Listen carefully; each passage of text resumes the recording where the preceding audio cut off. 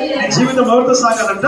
యేసుతో సాగాలి. నువ్వు ఎవరితో సాగుతున్నావు? సమస్యలతో ప్రయాణం చేస్తున్నావా? కష్టాలతో ప్రయాణం చేస్తున్నావా? మనుషులతో ప్రయాణం చేస్తున్నావా? లేక ఎవరితో ప్రయాణం చేస్తున్నావా? ఈ లోకంతో ప్రయాణం చేస్తున్నావా? లోక ఆచారాలతో ప్రయాణం చేస్తున్నావా? లోక పద్ధతితో ప్రయాణం చేస్తున్నావా?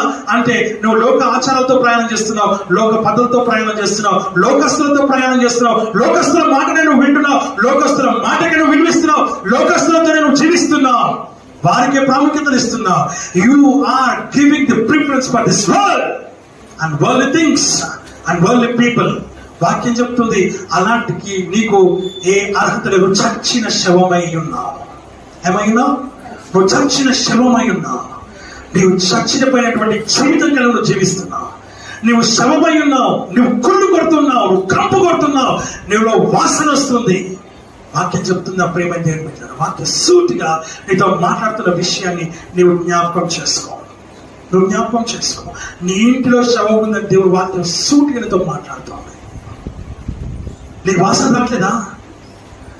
నీకు కంపు కొట్టట్లేదా? సరి చేసుకోవాలని, సరిదిద్దుకోవాలని, సమకూర్చుకోవాలని, బాగు చేసుకోవాలని, స్వస్థపరచుకోవాలని, తిరిగి మరలా జీవము కలిగి ఉండాలని, జీవము కలిగి నువ్వు జీవించాలని, జీవము పోయాలని, పోయి వాడిని నువ్వు కలిగి ఉండాలని నీకు అనిపించట్లేదా?